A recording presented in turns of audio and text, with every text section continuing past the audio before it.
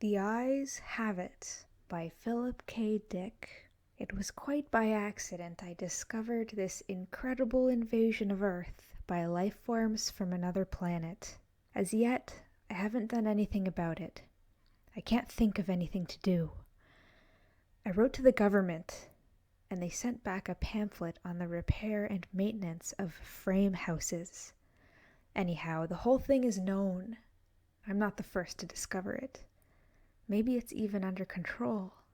I was sitting in my easy chair, idly turning the pages of a paperbacked book someone had left on the bus, when I came across the reference that put me on the trail.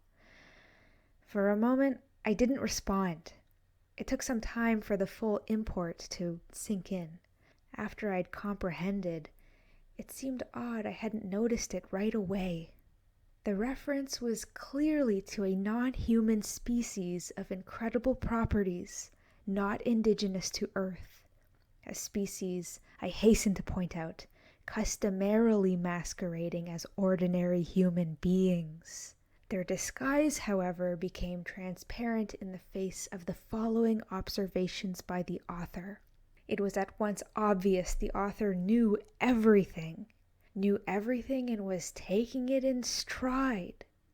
The line, and I tremble remembering it even now, read, "His eyes slowly roved about the room." Vague chills assailed me. I tried to picture the eyes.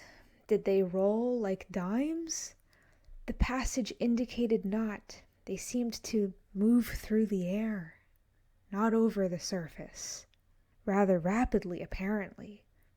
No one in the story was surprised. That's what tipped me off. No sign of amazement at such an outrageous thing. Later, the matter was amplified. His eyes moved from person to person. There it was in a nutshell. The eyes had clearly come apart from the rest of him and were on their own. My heart pounded and my breath choked in my windpipe. I stumbled on an accidental mention of a totally unfamiliar race, obviously non-terrestrial.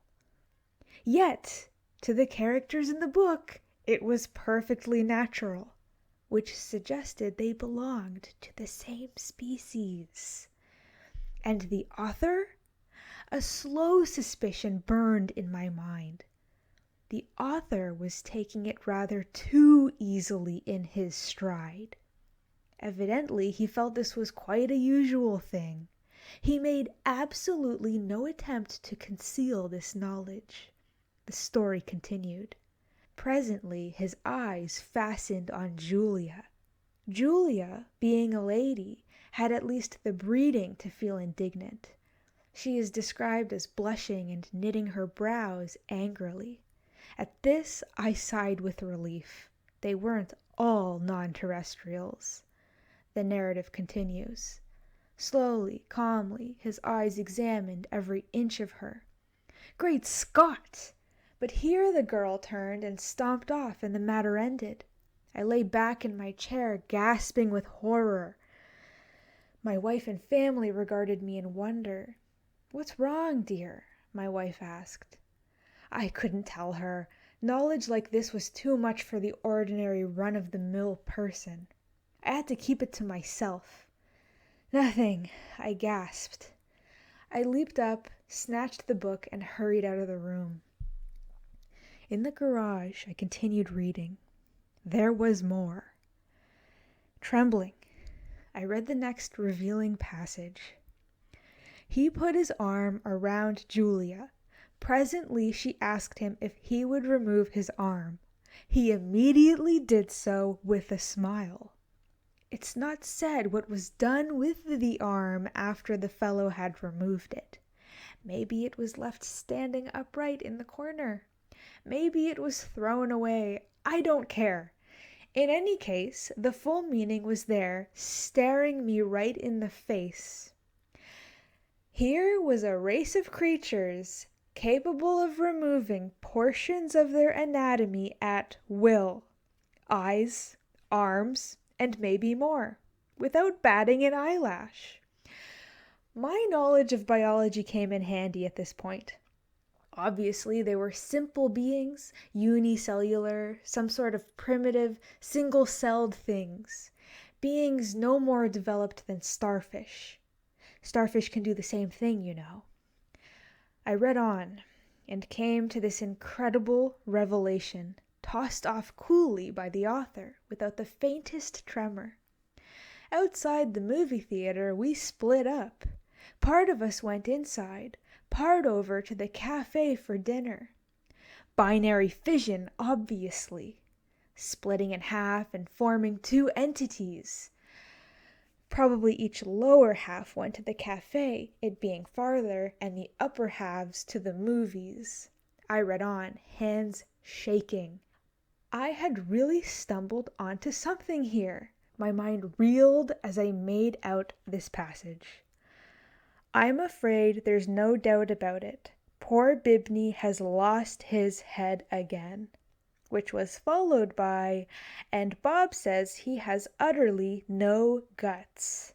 Yet Bibney got around as well as the next person. The next person, however, was just as strange.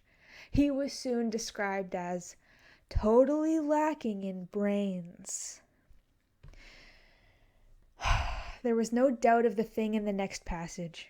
Julia, whom I had thought to be the one normal person, reveals herself as also being an alien life form, similar to the rest. Quite deliberately, Julia had given her heart to the young man. It didn't relate what the final disposition of the organ was, but I didn't really care. It was evident Julia had gone right on living in her usual manner like all the others in the book, without heart, arms, eyes, brains, viscera, dividing up in two when the occasion demanded, without a qualm.